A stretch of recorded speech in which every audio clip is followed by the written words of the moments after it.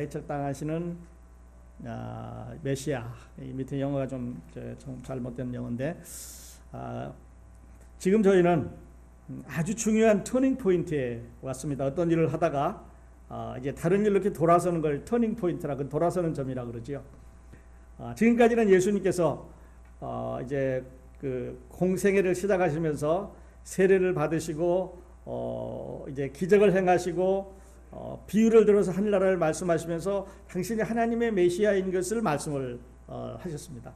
그러니까 혼자 가르치셨죠. 귀신을 혼자 쫓아내시고 배를 타고 가다 풍랑을 잔잔케 하셨고 죽은 사람을 살리셨고 이런 일을 하셨는데, 이제 오늘을 기준으로 해서 예수님의 사역은 양적으로 당신도 말씀을 하시고 가르치시지만은, 그러나 제자들에게도 내보내주시면 너희도 가서 복음을 전해라고 하는 그 시작하는 시점이 이제 되신 겁니다.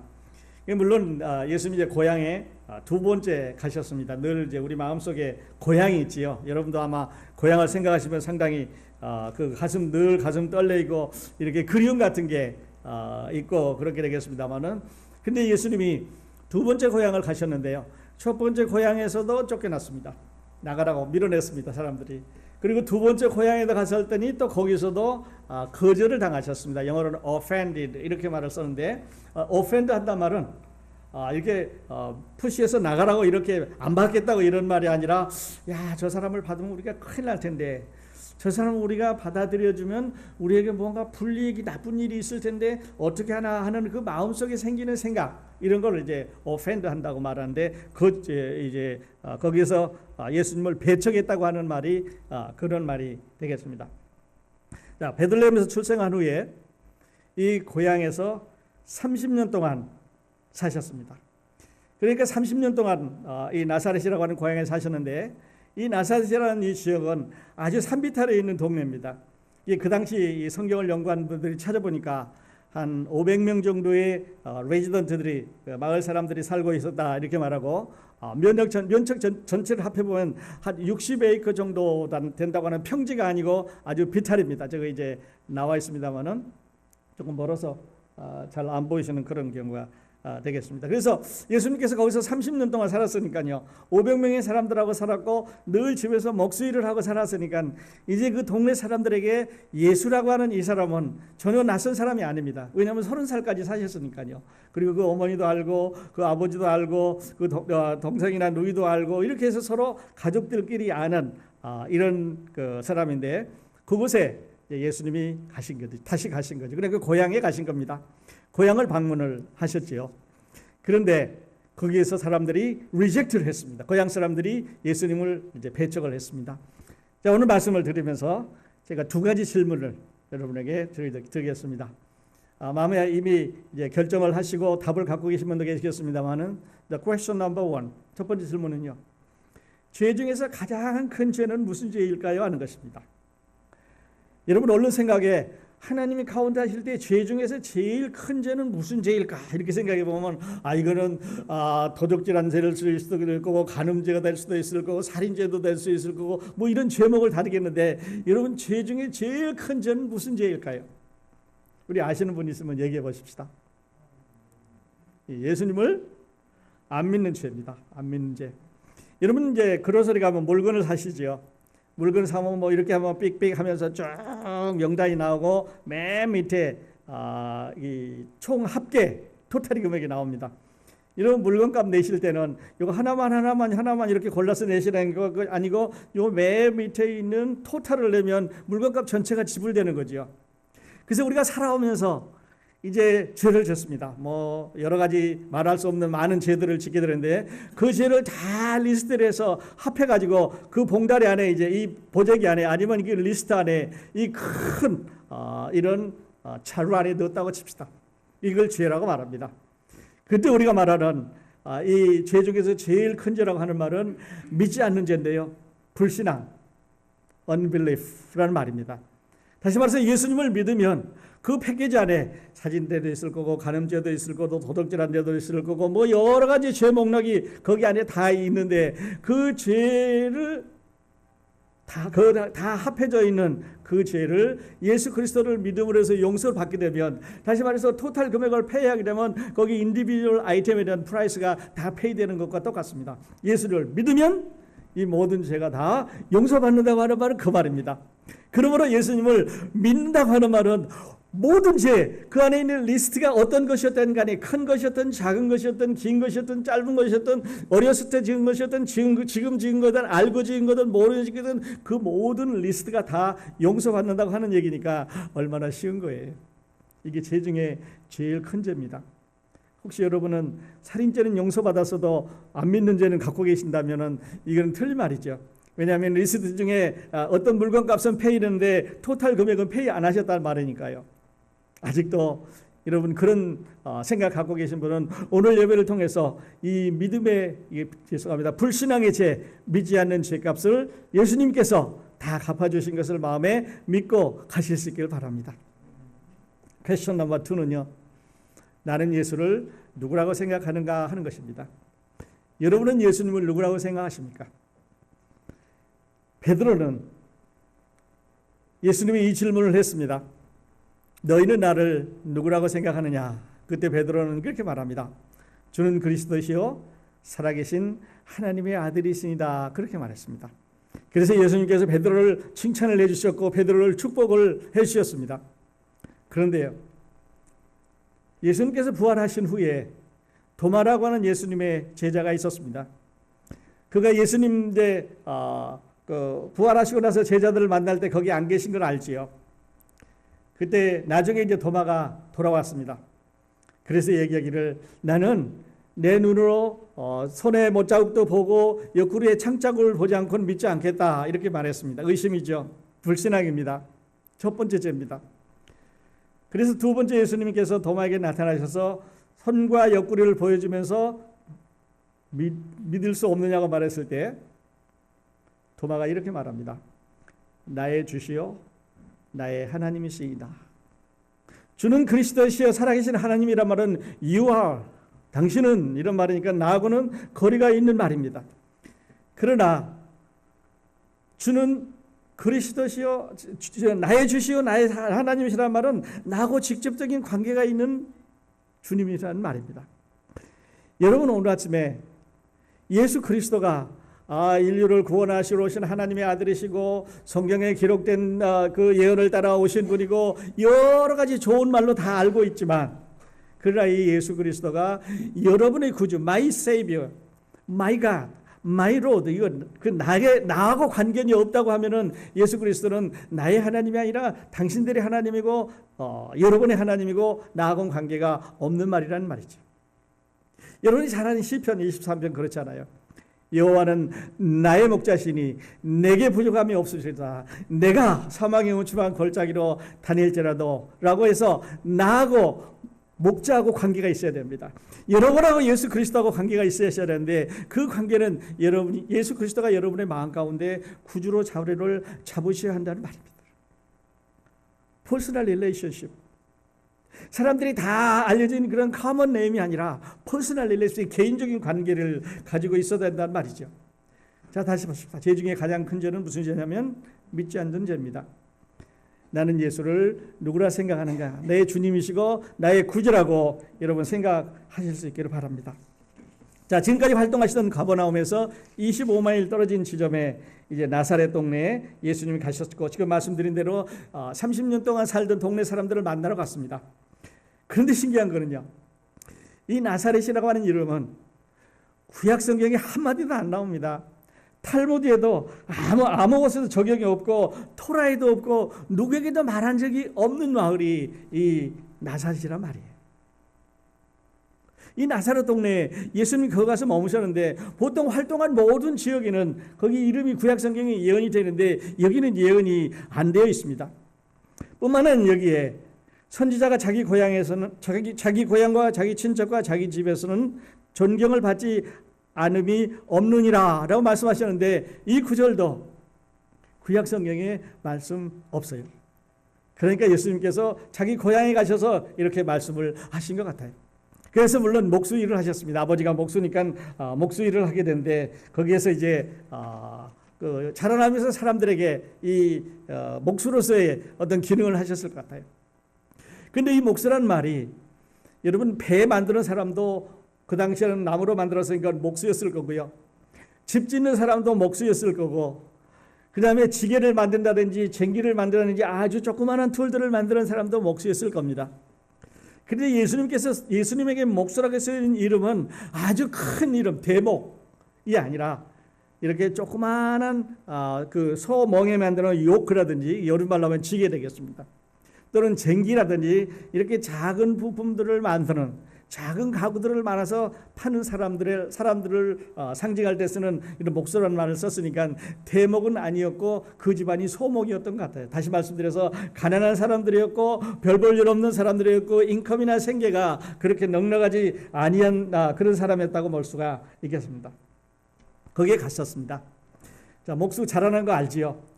어머니도 알고 아버지도 알고 동생 누나 이 가족들을 다 알고 있는 그곳에 이제 갔습니다.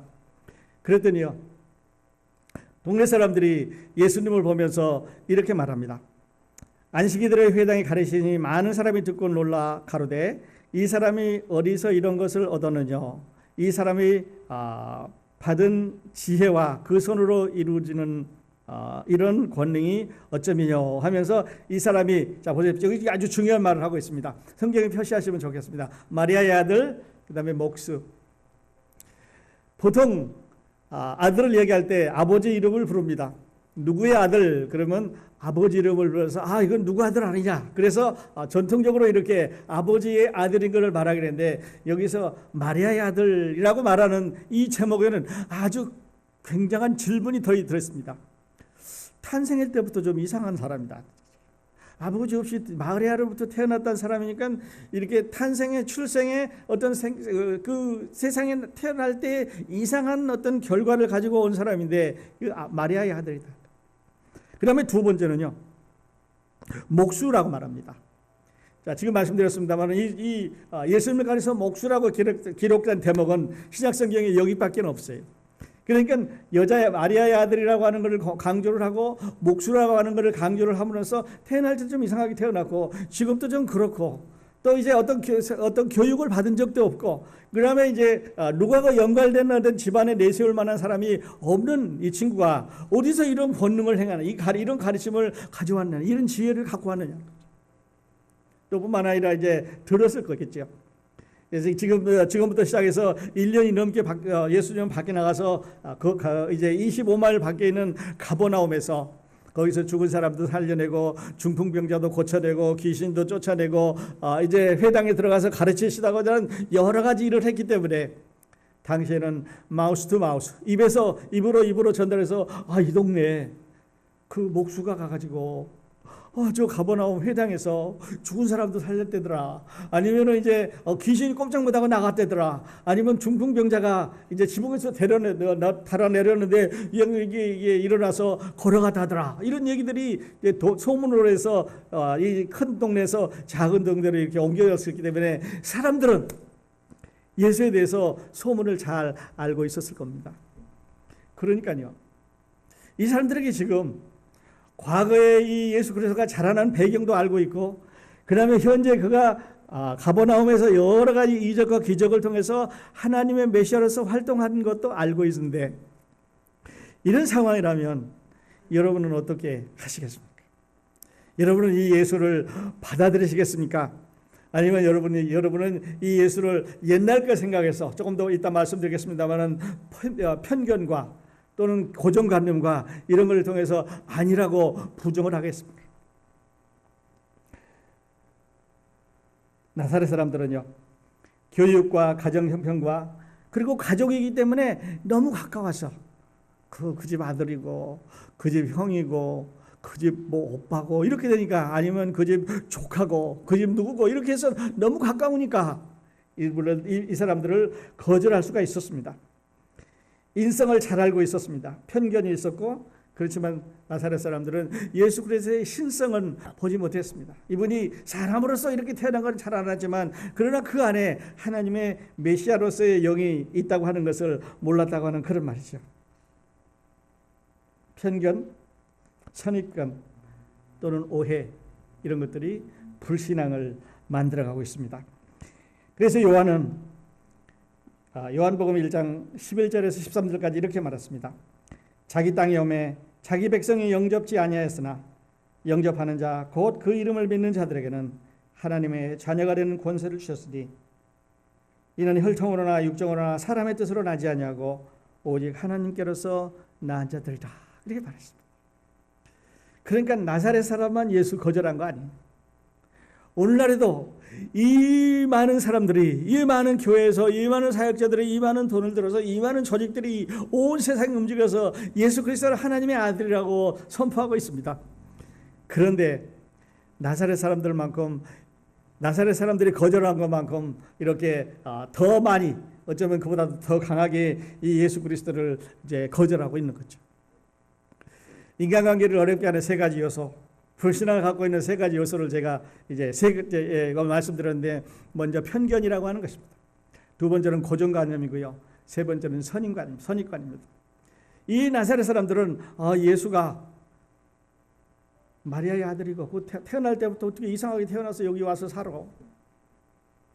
그 다음에 지금 목수일을 하고 있고 학교 간 적이 없고 예루살렘에 유학한 적이 없고 가족 중에 유명한 사람이 없고 편견 갖고 있습니다. 그러니까 예수 안 믿는 거예요. 고정관념 그들 생각 속에서는요, 이 나사렛에는 유명한 사람이 앞으로 나올 수가 없다. 이 나사렛에는 선지자가 나올 수가 없다는 거죠. 그러므로 여기서 가리키고 있는 이 사람은 선지자가 아닐 수가 있습니다. 고정관념이요, 스테레오타입이라고. 그리고 선입관이 있습니다. 딱 보니까 제자들도 그렇지요. 어디서 좀 이게 좀 늘씬한 사람 좀 데려오시지 않고 그냥 다 이렇게 왔으니까 프리컨셉션, 예수님을 받아들이지 않았습니다. 여러분, 우리 생활하는데요, 인간관계에서도 이 편견과 고정관념과 선입관이 우리 인간관계를 참 피폐하게 만드는 것 같아요. 편견은요, 차별하고도 관계가 있습니다. 그래서 골든 올포트라고 하는 사람이 이렇게 말했습니다. 충분한 근거 없이 다른 사람을 나쁘게 보는 생각이라, 그렇게 정의를 했습니다. 특별한 어떤 충분한 근거도 없이 다른 사람을 무조건 나쁘게 말하는 이런 거를 편견이라고 말했습니다. 특히 우리에게 이렇게 많은 것 같아요. 우리 그리스도인들에게 너무 많은 것 같아요.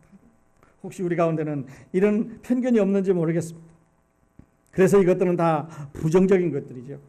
고정관념은요, 한 집단을 타 집단과 구별하는 일종의 일반화된 신념이다, 그렇게 말했습니다. 그리고 고정관념은 세 가지 특징을 가지고 있는데, 지나친 일반화, 그 다음에 잘 변하지 않는 특성, 그리고 부정확하다고 하는 이런 고정관념을 갖고 있습니다. 그래서 우리 속에 딱 들어가면요, 이 변하지 않아요. 그래서 사람들을 그걸로 인해서 판단을 합니다. 누구한테 들은 얘기를 판단을 하고, 그 다음에 미리 일이 있기도 전에 이거는 좋은 거다, 이거는 나쁜 거다 판단하는데, 좋은 것일 수도 있지만 그러나 대개는 나쁜 것으로 작용을 한다고 그렇게 말하죠. 그러니까 선입견은요, 프리컨셉션, 선입관이라고 하는데, 대상 인식에서 그릇된 인식과 타당성이 결여된 평가라 그랬습니다. 그래서 책을 통해서, 사람들의 만남을 통해서, 아니면 어떤 환경을 통해서 이루어지지 않은 일을 미리 가지고 마음속에 그 지식을 만들어버리는 것을 이 선입견이라고 그랬습니다. 그러니까 미리 갖고 있는 거죠. 선입견 딱 보니까, 얼굴 보니까, 그냥 모양 보니까 이렇다는 거죠. 근데 그렇지 않은 경우는 참 많습니다. 우리가 볼 때 멕시코 사람은 좀 안 됐습니다만 뭐 게으르고 뭐 어쩌다, 지금 얼마나 높은 사람들이 많이 있습니까? 공부 잘하는 사람 많이 있습니다. 한국 사람은 어따, 이렇게 편견을 갖고 있지만 그러나 그렇지 않은 사람도 많습니다. 이런 데서 우리 많이 탈피해 나가고 있는데, 그리스도인 사리에서 우리 이런 편견이나 고정관념이나 선입관이 없었으면 좋겠습니다. 이 나사렛 사람들은 예수 그리스도에 대해서 이게 딱 정착이 되어 있습니다. 고정되어 있었습니다. 그러니까 이분이 하나님의 메시아다, 자, 마리아를 통해서 온 하나님의 아들이시다 라고 이제 받아들였으면 좋았을 터인데, 그들에게는 이런 것이 작용을 안 했습니다. 그 다음에 우리에게 이렇게 고향에서 태어난 사람도 예수님을 안 믿었는데요, 자기 고향에서 함께 자라는 사람도 예수님을 안 믿었는데 예수님의 복음을 전하다 보면은 이제 마태복음 8장에 보면 로마 백부장이 나옵니다. 로마 백부장은 상당히 권위가 있는 사람이죠.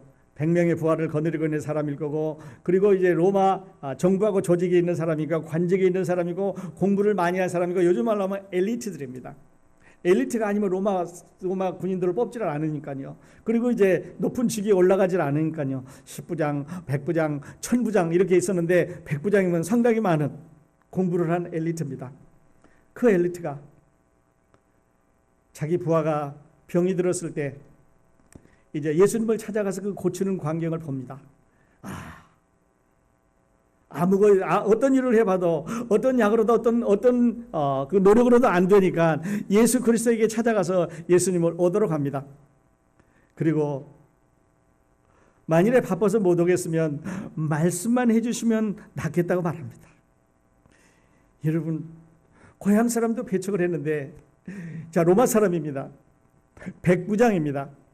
그리고 전혀 예수님과 상관없을 것 같던 그 사람이 예수님을 믿었다고 하는 기사가 우리 성경에 나란히 기록이 되어 있습니다.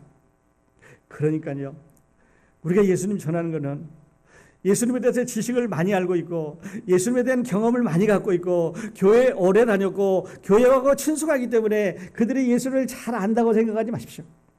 죄송합니다. 안다는 말은 언더스탠딩은 하겠지만 그들이 잘 믿는다고 생각은 안 하셔도 좋겠습니다.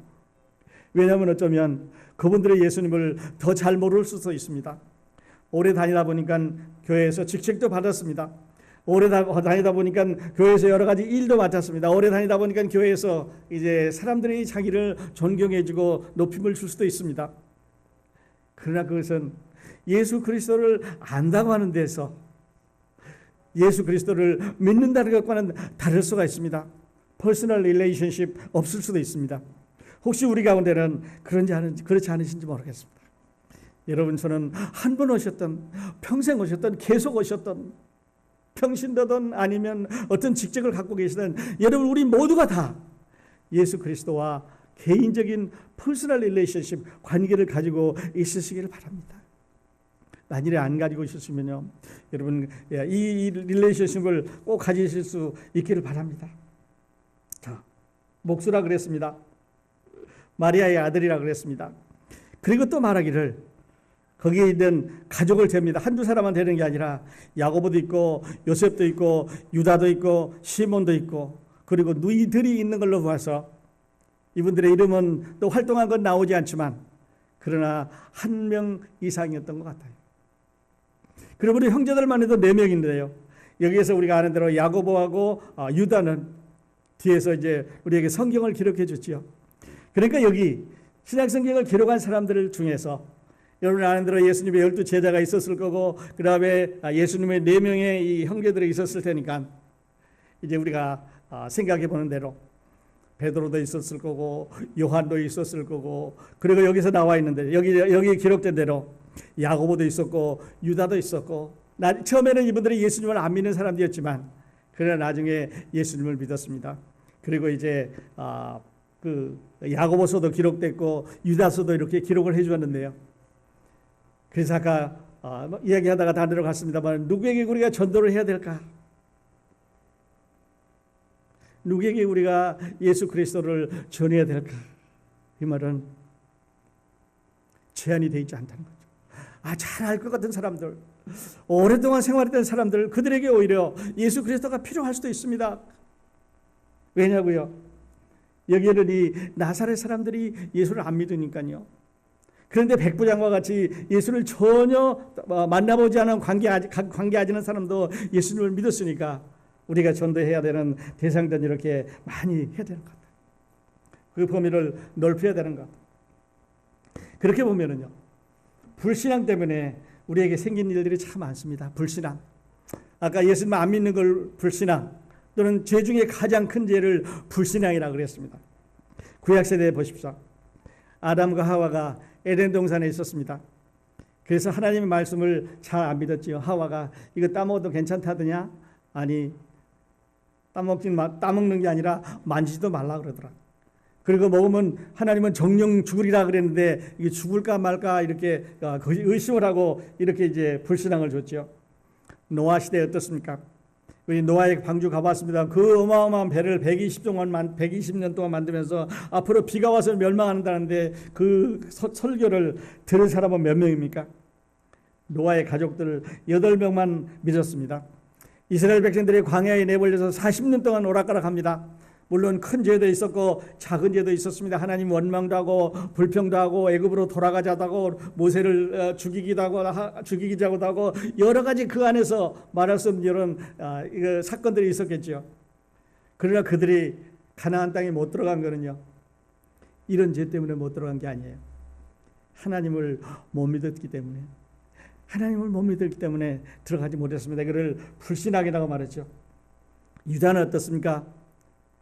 예수님의 제자, 그렇게 열심히 따라다녔지만 끝까지 그 마음을 이제 열지 못하고 예수님 만나지 못했죠. 그래서요, 믿음은요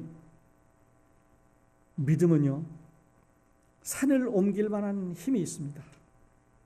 The faith has a power to move the mountain. 산을 옮길 만한 믿음이 있습니다. 믿음이 있으면 무엇이든지 이루어질 수 있는 힘이 있습니다. 여러분 그렇잖아요. 믿음을 한번 해결해 본다고 하는 그 믿음이 우리를 새벽잠도 깨우게 하고 일도 하게 하고 그 다음에 그 많은 어려움을 이제 극복할 수 있는 그런 파워가 믿음 안에는 있습니다. 그 믿음이 주는 힘이에요. 이건 뭘로 만든 게 아니지 않습니까? 우리 안에 페이스라고 하는 믿음이 그렇게 했습니다. 그런데요, 반대로 신앙 말고 불신앙 말입니다. 예수 그리스도를 못 믿는 불신앙도 힘이 있습니다. 얼마만큼 힘이 있는 줄 아셔요? 믿음이 산을 옮길 만한 파워가 있다고 한다면 불신앙은 여러분을 믿지 않는 사람을 지옥으로 보내는 파워가 있습니다. 그를 지옥으로 끌고 내려가는 지옥 불 속에다 넣는 파워가 있습니다. 불신앙의 힘입니다. 신앙이 우리를 모든 것을 할 수 있는 힘을 파지티브하게 긍정적으로 만들어준다면 불신앙은 사람들을 지옥으로 끌고 내려가는 엄청난 파워가, 힘이, 능력이 그 안에 있습니다. 힘은 두 개를 가지고 있는데요, 이것이 신앙의 믿음의 힘이냐 믿음의 힘이 아니냐 하는 거죠. 그 다음에요, 이 사람들이 질문을 하는데 이런 질문을 합니다. 예수라고도 안 하고 이 사람이 어디서 이런 것을 얻었느냐, 이 사람이 받은 지혜와 그 손으로 이루어진 이런 권능이 어찌미뇨. 이 사람이, 그래서 예수를 이 사람이라고 그랬어요. 계속해서 예수를 이 사람이라고 말해요. 얼마나 멸시하는 거예요. 그런데요, 기적을 행하고 능력을 행하고 이런 거를 자기들이 알고 있어요. 이 힘이 어디서 나왔겠느냐, 누가 이런 힘을 줬겠느냐, 이런 질문입니다. 그러면 여러분 이 답은 둘 중에 하나입니다. 누가 이런 능력을 줬겠느냐, 이 권능이 어디서 나왔겠느냐, 이 일을 하신 그 파워가 어디서 나왔겠느냐 이렇게 물은다면 여러분 둘 중에 하나입니다. 예수 그리스도께서 사용한 파워의 소스는 둘 중에 하나입니다. 하나는 우리가 기다린 대로 하나님께로부터 왔을 것입니다. 그 능력의 소스, 기적의 소스, 이런 힘의 원천은, 그 능력은 하나님께로 왔다고 해야 정답이겠는데, 그런데 사탄에게서 올 수도 있습니다. 사탄이요, 기적을 행합니다. 이적을 행합니다. 사람들의 일생을 메시드업하게 나쁘게 만들 수 있지 않습니까? 그러니까 이 사람들은 둘 중에 하나를 찾아야 되는데 헷갈렸습니다. 하나님에게서 왔다 그랬으면 아주 간단하게 될 텐데, 이 사람이 가진 권능, 이 사람의 능력, 이 사람이 가지고 있는 지혜, 이 사람이 하고 있는 이 모든 것은 하나님께로부터 왔다. 그러므로 이분이 하나님의 아들 메시아 예수 그리스도라고 했다면 이 나사렛 사람들은 아주 훌륭한 사람이 될 수 있었는데, 혹시 다른 소스에서도 올 수 있다고 의심했는지 몰라요. 여러분은 예수 그리스도의 이 권능이 어디서 오시다고 생각하십니까? 모두 다 하나님께서 왔다고 이렇게 생각해 보실 수 있기를 바랍니다. 예수님을 거절했습니다. 이분들은 예수님을 배척을 했습니다. 아마 종교적인, 아니면 어쩌면 정치적인 이유에서 그럴 수도 있습니다. 왜냐하면 지금 로마가 지배하고 있는 시절이니까 예수를 우리가 잘 이렇게 떠받들면 사람들이 이제 원근 각지에서 아픈 사람도 올 거고 예수를 구경하는 사람들도 올 거고 이래서 동네가 다 시끄러울 테니까 사람들로 꽉 찰 테니까 로마 사람들이 우리를 좀 해코지하지 않을까. 그래서 거절할 수도 있습니다.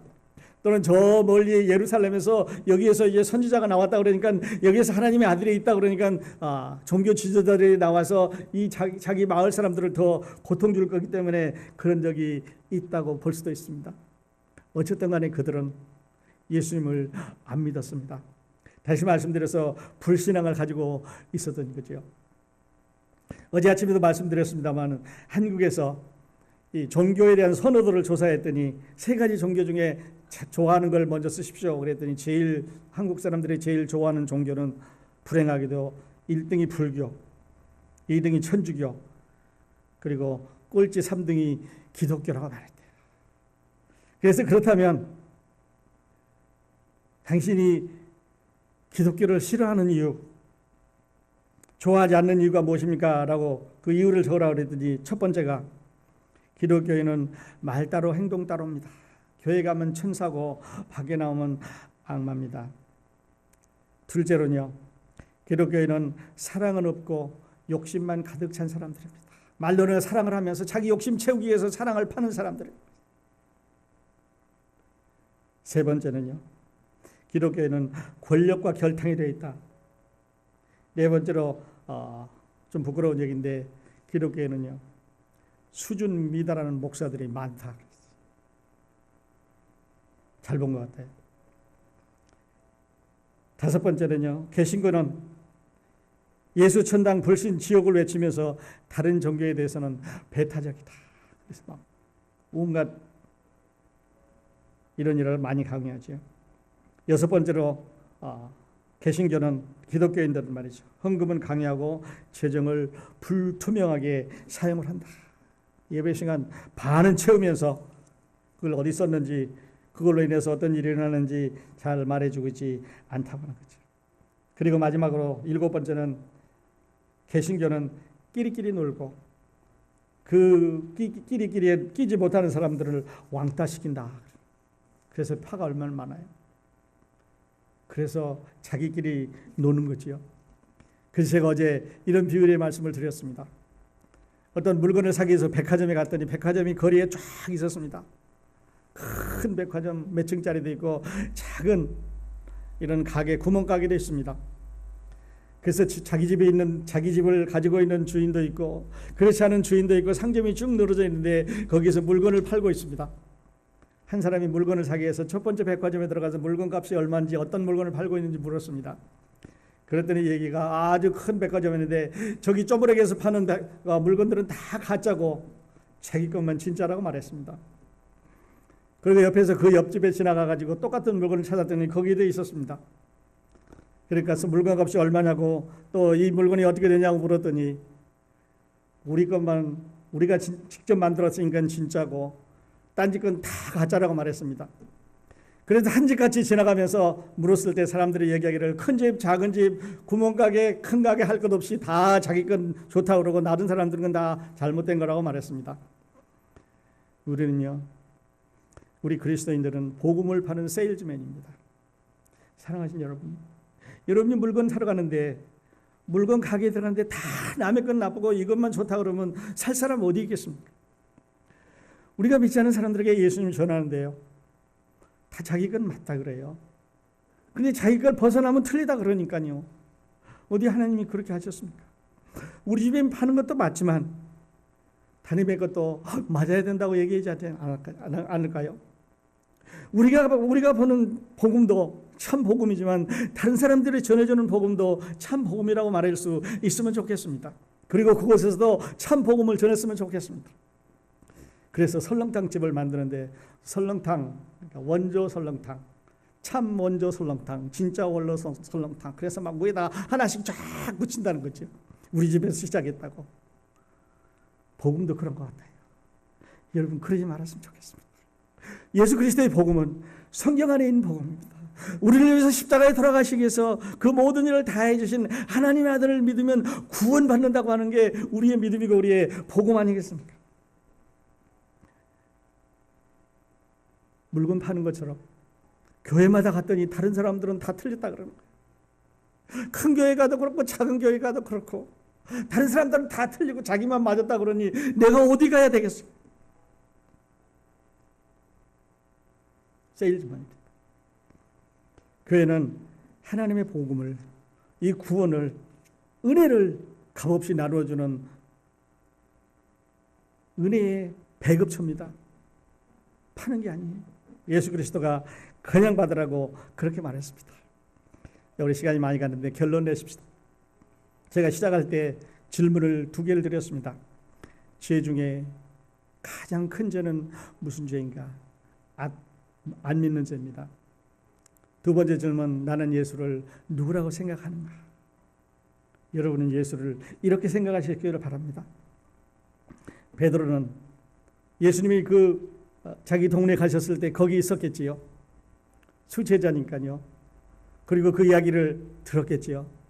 자기 동네 사람들이, 고향 사람들이 예수를 배척했을 때 거기에 있었겠죠. 그래서 나중에 베드로전서 2장에 이렇게 기록했습니다. 친히 나무에 달려 그 몸으로 우리 죄를 담당하셨으니 이는 우리로 죄에 대하여 죽고 의에 대하여 살게 하심이라. 저가 채찍에 맞음으로 너희는 나음을 얻었나니. 이렇게 기록했습니다. 답답한 거예요. 3년 동안 따라다니고, 그리고 예수님 부활하신 후에 성령 받고 복음을 전하면서 많은 사람들을, 영혼들을 대했을 때 그들이 예수 그리스도를 안 받아들이니까 친히 나무에 달려 그 몸으로 우리 죄를 담당하셨으니. 여러분, 죄의 목록을 따지지 말고 토탈을 따십시오. 죄를 하나하나 따라서 그걸 다 구별하지 말고 믿음으로 이 죄를 다 용서하실 수 있기를 바랍니다. 예수님 제자 중에 제일 막내였던 요한은 이렇게 기록했습니다. 아들이 있는 자에게는 생명이 있고 하나님의 아들이 없는 자에게는 생명이 없느니라.